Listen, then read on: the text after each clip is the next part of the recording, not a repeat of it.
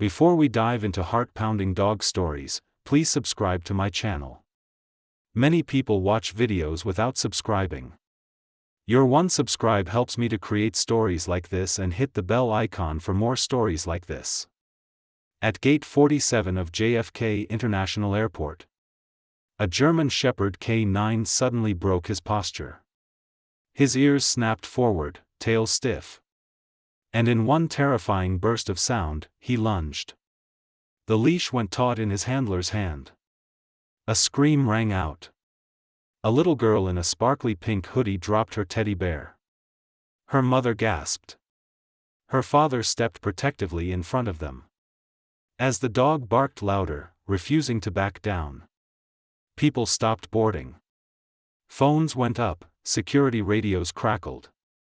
And just like that, every eye in Terminal 4 was locked on one family. And the dog that wouldn't let them leave. What do you think the dog sensed? Answer in the comments. Before we begin, don't forget to subscribe. And tell me in the comments where you're watching from. It was supposed to be a normal departure. Flight 298 to Madrid. Departure 11:20 a.m. Gate 47A. The Rivera family blended in like anyone else. Father mid-40s, button-up shirt still wrinkled from the cab ride in. Mother early 30s, slightly pale with dark circles under her eyes. And a little girl, around 6 years old, dragging a wheeled unicorn backpack. And clutching a well-loved brown teddy bear. With one button eye. Officer Marco Diaz, the K9 handler on Titan, had already clocked 3 hours patrolling near international gates. Titan, his 4-year-old German Shepherd, was one of the best in the program. Sharp, disciplined, trained to detect narcotics, explosives, and even certain types of currency. But in the past few months, Titan had started to act differently. Sensitive, alerting in weird ways. Marco had chalked it up to fatigue, maybe early burnout. It happened, but what happened at 10:48 a.m. was something else. Titan had been sitting calmly near the row of terminal benches when the Rivera family walked past. Suddenly, he surged forward like a missile. Growling, barking, his body low, tail stiff. Gaze locked, not on the father or the bags, but on the child. Marco yanked the leash back hard. Titan, heel. But the dog wouldn't relent. He barked with urgency, scratching at the floor. He stepped sideways to block the family's path to the boarding line. Passengers began to murmur. Is there a bomb? Did they find drugs? The Riveras froze. The father raised both hands, wide-eyed. Sir, we're just trying to get on our flight, he said, voice shaking. We've got nothing. Marco didn't reply. His focus was on Titan, who now sniffed toward the girl's teddy bear. Then backed up, growling again. A second TSA officer approached. What do we got? Unknown, Marco said. Titan is alerting aggressively. The mother dropped to her knees to comfort the girl, who had begun to sob. It's okay, sweetheart. It's okay. The dog's just scared, she whispered, though her eyes told a different story. A gate agent stepped forward.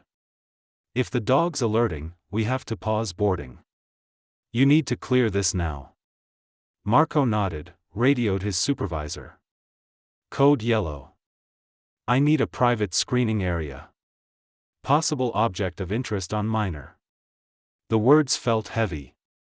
He hated involving kids. But protocol was protocol. Inside the security room, a glass-walled chamber off the main corridor. The family sat side by side on a bench, while 3 officers combed through their belongings. Luggage cleared. Clothing, nothing. Passports clean, recently renewed.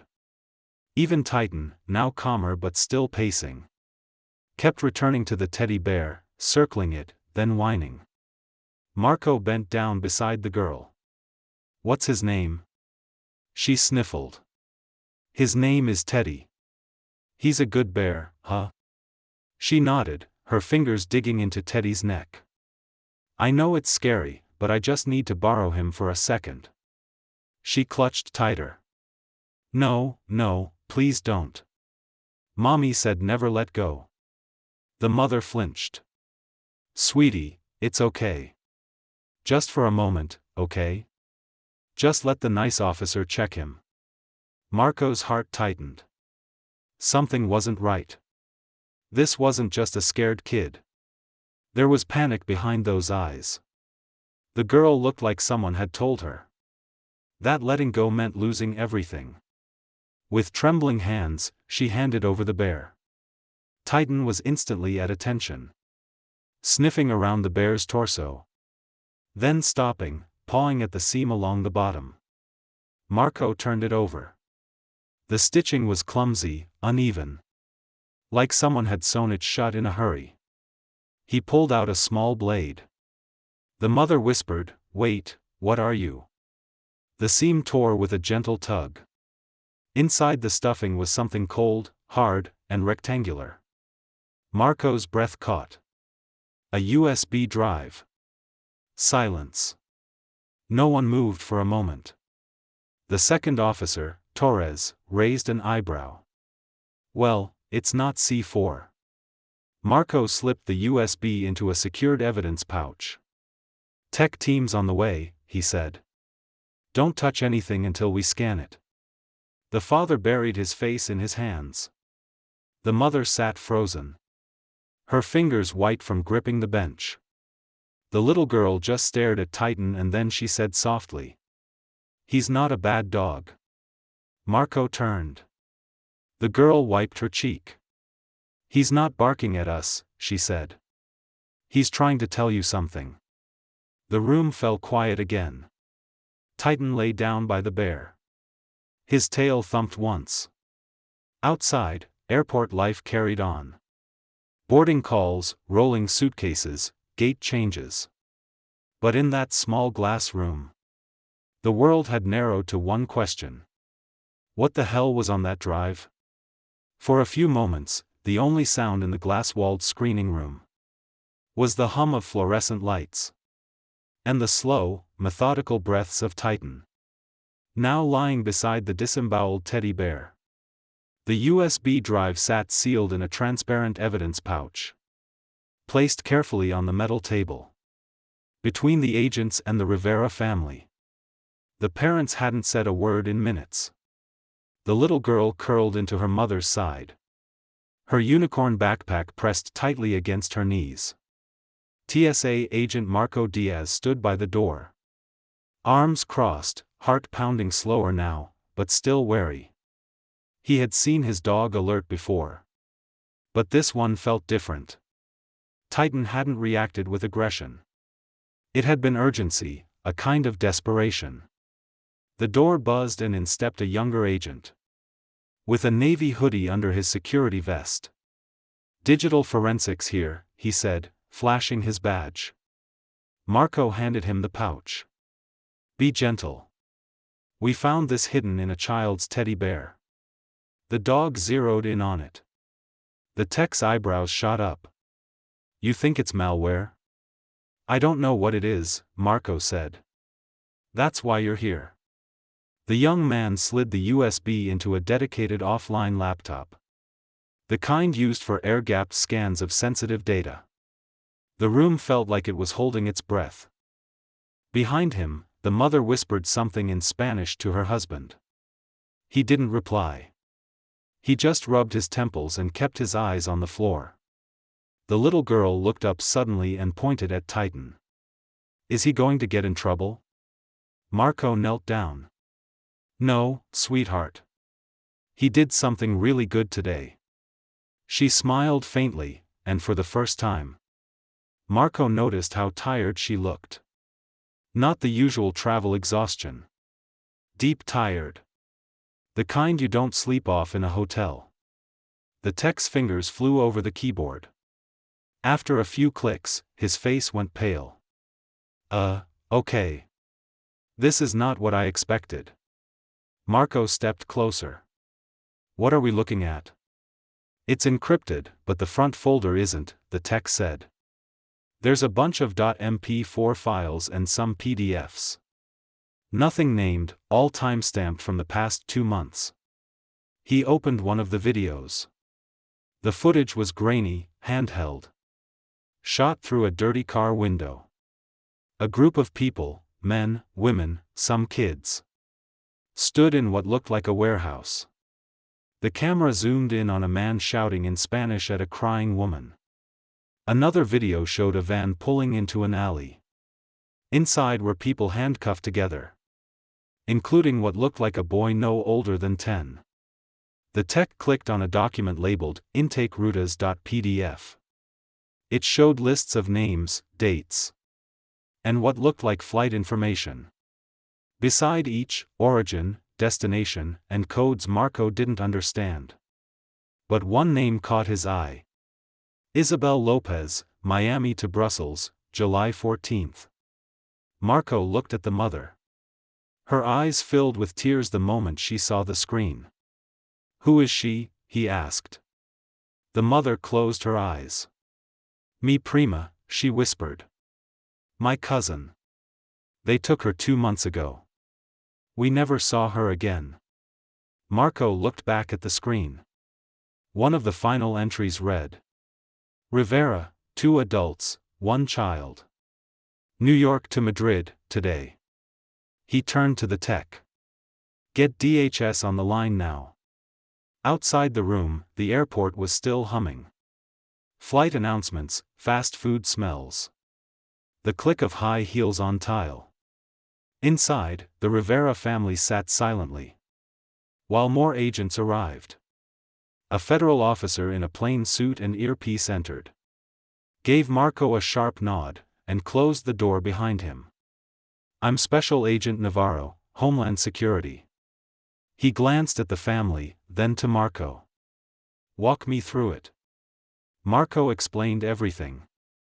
The dog's alert, the teddy bear, the USB, the encrypted files. Navarro listened without interrupting, his expression stone. Then he turned to the father. Mr. Rivera. Is that even your real name? The man looked at his wife. She gave the smallest of nods. No, he said quietly. It's not.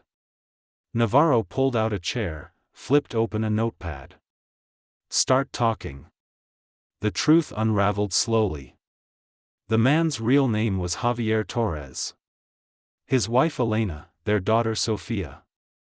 3 months ago, Javier had been working as an IT contractor for a European shipping company with US branches. In reviewing internal systems, he stumbled upon encrypted records that didn't match any customer logs. When he traced the files, he realized they were coded documents, tied to human transport manifests, illegal ones. He printed copies, saved files, told a supervisor he was concerned. Days later, that supervisor was found dead in what police called a robbery gone wrong. That night, Javier's apartment was broken into. Nothing was stolen except his work laptop. That's when he knew. Elena sewed the USB into Sofia's bear. They packed up and began moving. New names, fake documents, always one step ahead. The only goal, get to Spain, where Elena's uncle had connections in law enforcement and could protect them. But we had to get out clean, Javier said. We couldn't risk going to American authorities. We didn't know who was part of it. And the bear? Marco asked. It was Sofia's idea, Elena said, stroking her daughter's hair. She never let it go. Never let it out of her arms. It became our vault. Until today, Javier added. Until your dog. He looked down at Titan, now resting peacefully near the corner. Until he saved us. Navarro didn't say a word. He stood, checked his phone, and gave a single nod. A protection detail is on the way. You won't be on that flight. Elena exhaled sharply and broke into quiet sobs. Sophia finally let go of her mother's hand and walked over to Titan. She bent down and hugged him, whispering something into his ear. Marco couldn't hear the words, but Titan's tail gave one quiet wag. Back in the terminal, the incident at Gate 47 had already become a rumor. A drug bust, a bomb scare. Someone said the kid had a weapon. Others said it was a false alarm. The flight was delayed, but eventually took off without the Rivera family. Marco sat on a bench near the TSA break room, sipping bad coffee, his mind spinning. Titan sat beside him, now calm. Marco looked down at the dog and rubbed behind his ear. You knew, somehow. You just knew. Titan leaned into his hand, eyes closed. Maybe the old instincts hadn't dulled after all. Maybe they'd just evolved. And maybe, just maybe, the best officers didn't wear a badge. They wore fur, barked at danger, and trusted their nose when no one else could. The next morning, sunlight filtered through the high windows of the Homeland Security Satellite Office in Queens. The building was quiet. Soundproofed halls, secured doors, and that faint smell of government-grade coffee and printer toner. Agent Marco Diaz stood outside an interrogation room, coffee in one hand, Titan's leash in the other. Inside, behind the glass, Javier and Elena sat across from two federal agents. Sophia wasn't there. She was being cared for in a separate family-safe unit, coloring quietly with crayons and animal crackers, beside a child trauma counselor.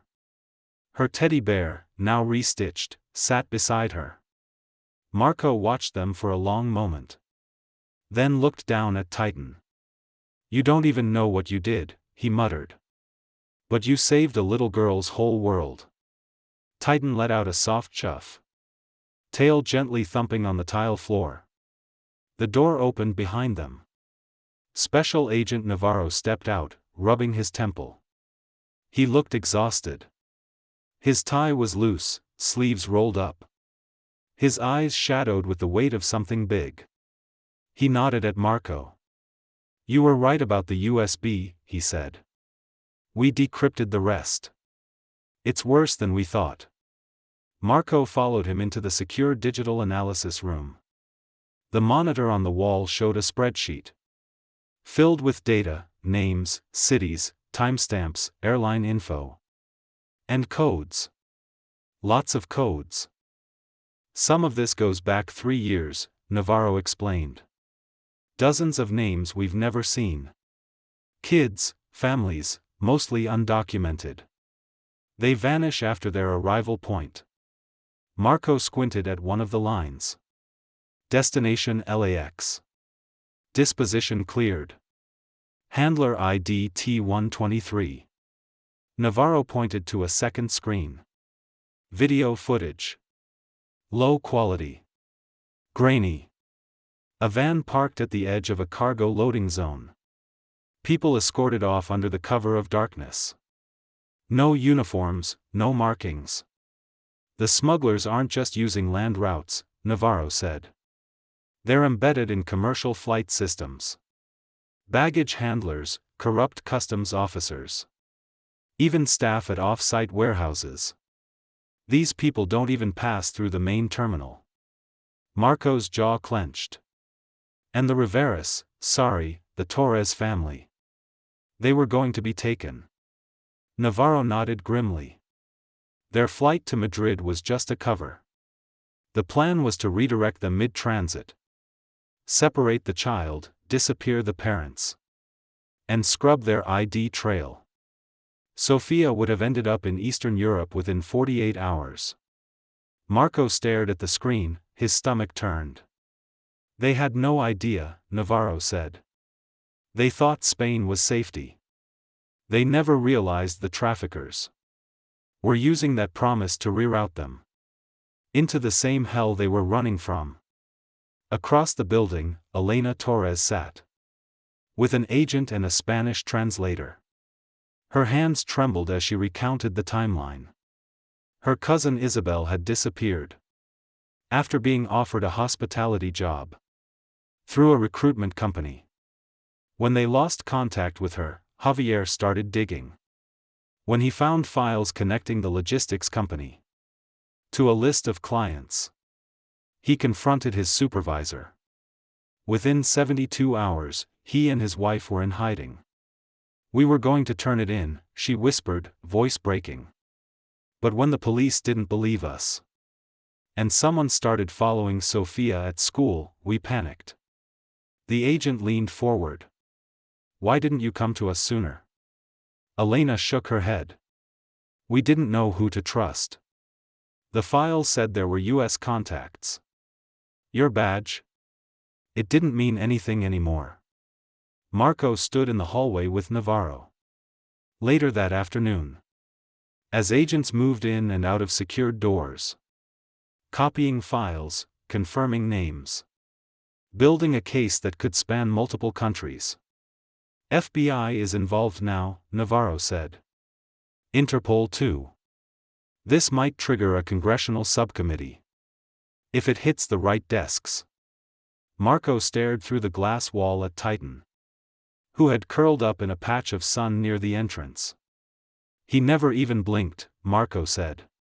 "Just went for the bear like it had a bomb inside." Navarro gave a dry laugh. "In a way, it did." Then he looked at Marco more seriously. "We don't know what exactly the dog sensed. Could have been a trace chemical on the stitching. Or maybe he picked up on stress cues from the girl.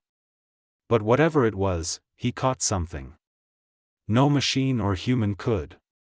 Marco nodded slowly. "You think the Torres family is safe now?" "They'll be relocated, put under witness protection. But their lives will never go back to normal." "Yeah," Marco said. "Neither will Sofia's." That evening, Marco stopped by the family holding quarters, bringing Titan with him. Sofia ran up the moment the door opened. "Teddy's okay," she said proudly, holding up the patched-up bear. "They fixed him." Marco smiled. "He looks good." Elena rose from the couch, her eyes softer but still red. "They told us we'll be moved to a safe house by tomorrow." "Good," Marco said. "You'll have a detail with you every step." Javier came over and extended a hand. "I owe you everything, both of you." Marco shook it. "You owe Titan. He's the one who didn't back down." Sofia knelt in front of the dog. "You're the bravest hero I ever met," she whispered, wrapping her arms around his neck. Titan licked her cheek once, then sat calmly as if he knew. Later, walking through the dark parking garage toward his patrol vehicle, Marco paused beside Titan's crate. "You know," he said, glancing at the dog, "they're going to write a report. Put you up for some medal or commendation. Maybe a press release." Titan tilted his head. Marco smiled. "But I know you didn't do it for that. You just knew, somehow." He looked up at the ceiling, exhaled. "You ever wonder how many people like them are walking past us every day, hiding in plain sight?" Titan didn't move. But Marco felt the answer. Too many.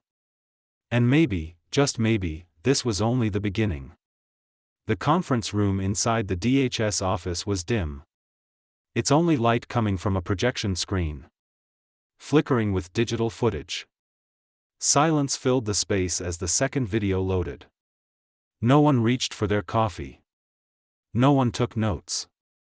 Everyone just watched. Marco Diaz stood against the back wall, arms folded tightly, Titan lying quietly beside him. The screen showed a dingy storage facility somewhere along the East Coast. An unmarked white van rolled into frame. A man in a high-vis vest opened the back. Inside, 6 people, eyes wide, cuffed at the wrists. One girl, maybe 10, clutched a purple blanket. The timestamp read 06-15, 3:44 a.m. Then came the voice. Unload the women first. IDs are in the blue folder. Don't scratch them up. It was recorded through what sounded like a cell phone mic. Grainy, distant, but clear enough to understand what was happening. When the clip ended, no one spoke for several seconds. Finally, Special Agent Navarro turned toward the room. That was recorded just 3 months ago, he said. In a facility less than 15 miles from Newark Liberty Airport. A low gasp escaped one of the younger agents. Seated near the table. Navarro pointed to the next folder. The USB contained 62 videos and 78 documents. Including falsified employment contracts, forged passports, and what appear to be internal emails. From the logistics company Javier worked for. They've been laundering people through cargo flights and fake transfer programs for years. We estimate over 200 victims. And that's a conservative number. Marco swallowed hard. The next clip opened. This one was dated 6 weeks prior. It showed a cramped room with cinder block walls. A man sat in front of a laptop, nervously looking over his shoulder. His face was partially lit by the screen's glow. It was Javier. He was speaking softly into the camera. If you're seeing this, it means they've either found us, or we're still running. My name is Javier Torres. I worked in IT for Trans Global Express Logistics. I found a subdirectory buried in their international routing software. An entire trafficking ledger hidden behind dummy manifests. These people aren't just smugglers. They're connected. Airports, shipping ports, law enforcement in some places. They erased my coworker Diego like he never existed. They'll do it to us, too. Javier looked behind him as if hearing a noise. They're using children as cover. Families. If anything happens to me, you'll find this drive inside my daughter's bear. Please believe her. Believe the dog. Whatever it took to get this to you, it was for the truth. The screen faded to black. A beat passed. Then someone whispered, Jesus. Later that evening, Marco sat in a side office, with Titan at his feet, scrolling through the last files. He wasn't supposed to. This part of the case had officially been handed over to federal task forces. But something about it wouldn't let go. He clicked open a still image from one of the folders. A scanned copy of a school ID badge. The name read Lila Nguyen, age 9. She was listed as scheduled for relocation. Marco stared at her smile, frozen in time. It reminded him of Sophia. Why her? He muttered. He checked the manifest again. Her flight, JFK LAX Manila. Then he noticed something. The handler ID listed on Lila's entry was T123. The same code from the earlier list. He did a quick search of the ID across all files in the folder. 14 matches, all children, all between 6 and 10 years old. All with the same destination tags, all handled by T123. He grabbed his phone and dialed Navarro. You still in the building? Marco asked. Barely. What's up? I think we found a pattern. Within the hour, they were back in the digital forensics room. Marco clicked through each profile. Same routes, same false escort details, similar ages. This isn't random, Marco said. They're running a specific group. Age-controlled, girl-heavy. It's organized to look like family travel. But when you line up the data, they're moving product like cargo. Navarro looked grim. That handler ID, we think it's tied to a Shell staffing company. Registered in Delaware, but it's a front. Whoever's running it might be operating out of a warehouse just outside JFK. Marco leaned back, jaw tight. You think they're still active? Navarro nodded. I think they're planning another shipment within the week. We've already alerted ICE and the NYPD. But it's your dog's alert that cracked this open. Marco glanced down at Titan, who was still awake, ears twitching at every electronic beep in the room. He felt something, Marco said quietly. Something no one else saw. By the next morning, a federal operation was underway. Marco was called in, not just to support, but to lead the K-9 sweep at a remote cargo terminal near Hangar 19 at JFK. Titan was fitted with his vest. The sun had barely risen. The air smelled like cold metal and jet fuel. The staging area buzzed with motion. Federal agents, K-9 units, airport security. In the distance, a dull roar echoed as another early flight took off. Marco knelt beside Titan, checking his harness. You ready, partner? Titan let out a soft bark, focused, calm. Navarro approached, slipping on gloves. If they're moving anyone today, they'll be in that warehouse. Or the vehicles lined up next to it. We go quiet. We go clean. No leaks. Marco nodded. Understood. Inside the warehouse, it didn't take long. Titan didn't bark this time. He froze. Nose to the ground. He stalked forward, then sat. His alert signal. Marco stepped forward, opened a crate. Inside were 3 backpacks, all with toys inside. All fitted with tracking beacons stitched beneath the linings. Nearby, agents discovered a locked office containing 2 burner phones, a satellite modem, and a printer still warm. The biggest discovery, a list of names, half of which matched entries on Javier's decrypted USB. They had just caught the tail end of the next planned transport. Outside, under the open sky, Marco took a deep breath. Titan sat beside him, wind ruffling his fur. The mission had gone clean. No resistance, no shots fired. But the emotional cost hung in the air like jet exhaust. Without that dog, Navarro said as he joined him, those kids would have disappeared into another country by Tuesday. Marco didn't reply. He looked out over the tarmac, then down at Titan. How do we explain to the world, he asked softly, that it took a dog to see what no one else would? Navarro gave a quiet laugh. Maybe we don't have to. Maybe the fact that we stopped it is enough. Marco wasn't so sure. But he gave Titan a pat on the side anyway. Good boy, he whispered. Let's go home. The news didn't make headlines. Not really. There was a quiet press release from the Department of Homeland Security 2 days later. Just a few lines about an interrupted trafficking attempt and a coordinated federal effort at JFK Airport. No names, no details. No hint that a 6-year-old girl with a teddy bear or a German shepherd named Titan had anything to do with it. And that was exactly how the government wanted it.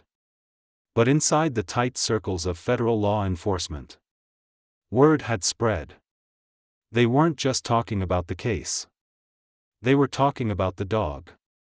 Back at the K-9 training facility in Queens, Marco Diaz stood in the middle of the obstacle course, watching Titan sprint through the agility ladder like he was born for it. Sunlight shimmered off his fur. Every movement was smooth, focused. Even now, Marco couldn't believe what they just lived through. He had worked with 4 other dogs in his 13-year career. They were loyal, skilled, dependable. But Titan was different. He wasn't just reacting to a scent. He was reading people. And that scared Marco in a way he wasn't ready to admit. "Diaz," called a voice from across the field.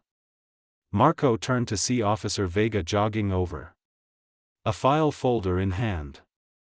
He handed it over. "What's this?" Marco asked. "Request from upstairs. They want you to brief the interagency task force. Next week in D.C.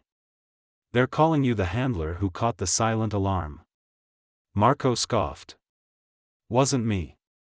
"I know that," Vega said with a grin, pointing at Titan. "But he doesn't have clearance." Marco tucked the file under his arm.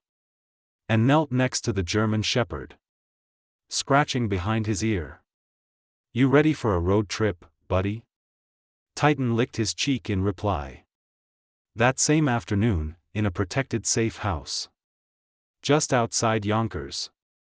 Elena Torres stood in the tiny backyard. Helping Sofia blow bubbles. The sky was clear for once. A rare autumn day that felt like a gift. Sofia giggled as a cluster of bubbles floated toward the power lines. She still carried Teddy the bear. Even though the stuffing had been replaced. And the original fabric patched. Her connection to that little toy remained sacred. Inside the safe house, Javier sat across from a young agent in jeans and a hoodie. They were going over the same names again. Tracing connections from one branch of the network to another. Every name he recognized tightened his throat. "How long until we can leave this place?" Javier asked. The agent hesitated. "Protection orders are being filed. But until the operation is shut down globally, you're still a high-risk target. Especially you." Javier sighed. "I didn't want to be a hero. I just wanted to make it home." The agent leaned forward. "You are home. You're safe. But the world you helped expose. It's bigger than this country, bigger than logistics." Javier nodded slowly. "I know." Meanwhile, Marco sat alone in his apartment that evening. Scrolling through internal reports on his tablet. He had a beer in one hand, Titan snoozing at his feet. The TV was on but muted. Some old detective drama rerun playing in the background. He opened the latest file from DHS. An updated suspect list connected to the trafficking network. Same airports, same shell companies, same handler IDs. Then one name made him freeze. Alejandro Diaz, the file noted. Contractor ID unknown. Believed deceased. Last known affiliation, Trans Global Logistics. Marco set down the beer slowly.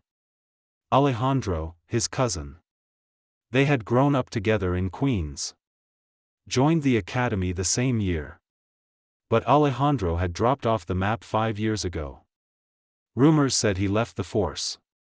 Others said something darker. Marco had stopped asking. Now he knew why. He wasn't just a name in the files. He had been inside the network. Either as a victim or worse. Marco leaned back and stared at the ceiling. Was Alejandro the whistleblower Javier had mentioned? Or had he been part of it? Either way, the answer now had weight. And it wasn't just about the Torres family anymore. It was personal. The following week, Marco and Titan traveled to D.C. for a closed-door task force summit. There were federal agents, prosecutors, customs officials. Even a couple of high-ranking military advisors. They didn't ask for a PowerPoint. They asked for the story. So Marco told it. He described Titan's alert in the terminal. The bear, the USB, the family, the data files. The operation outside Hangar 19. But when someone asked, how did the dog know? Marco didn't answer right away. He looked down at Titan, seated beside him. Dogs like Titan, Marco said slowly. They're trained to find threats. But this wasn't about explosives or drugs. This was about instinct. He saw something in that child that we didn't. He smelled fear, maybe trauma. But I think he just knew she was in trouble. There was a long pause in the room. Then someone from the back murmured, "Sometimes the best agents don't wear a badge." When they returned to New York, Marco was pulled aside by Navarro outside the K9 facility. "You said Alejandro Diaz was your cousin." The agent began. Marco tensed. "Yeah." "Why?" Navarro handed him a printed document. "You'll want to read this." It was a DHS briefing report, summarizing fragments of video recovered from a separate storage drive tied to the trafficking ring. One of the files, time-stamped and watermarked, showed a grainy interior office. A man in uniform sat at a desk. He was thin, bearded, nervous. Marco's heart skipped. It was Alejandro. He was alive. At least when the video was recorded. "They made me delete the logs," he said. "If anyone finds this, tell Marco I'm sorry. I didn't know how deep it went. They said I'd be protecting people.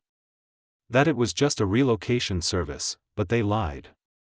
Marco stared at the screen, his mouth dry. Titan leaned in beside him, sensing the tension. "Where is this footage from?" Marco asked quietly. "A facility in Montreal," Navarro replied. "We're tracing flight records and warehouse logs now. But Marco, we think your cousin may have been held against his will.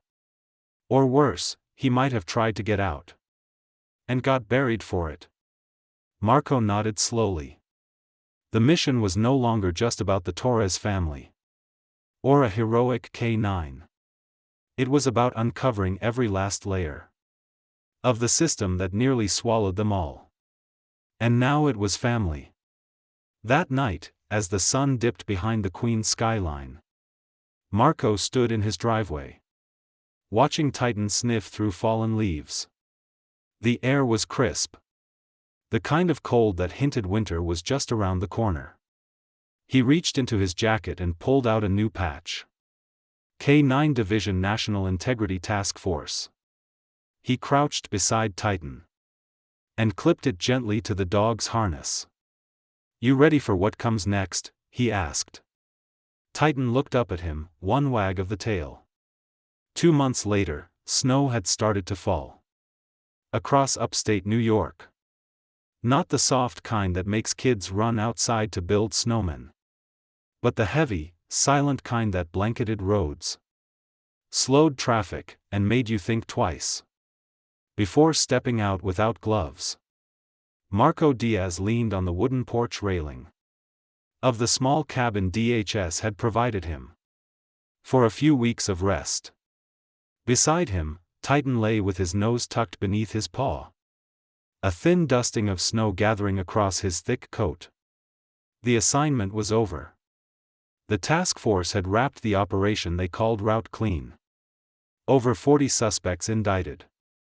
3 trafficking warehouses shut down. A dozen shell companies frozen. International coordination was ongoing. And while no one believed they had dismantled the entire network, one thing was clear. Titan had stopped a flight that was never supposed to land. And a 6-year-old girl got her life back. Sofia Torres was now living in a quiet suburb, under a new name. She went to school like any other kid. Her mother, Elena, worked part-time at a community center. Her father, Javier, was under federal protection, preparing to testify in an international hearing scheduled for the spring. Marco had received a postcard last week. A drawing from Sofia. It showed a big brown dog with a pink collar and a tiny girl holding a bear. The caption read in blocky crayon letters, "Titan is the bravest of all." Marco had pinned it to the fridge. One afternoon, Marco got the call he didn't expect. It was from the Canadian Border Task Force.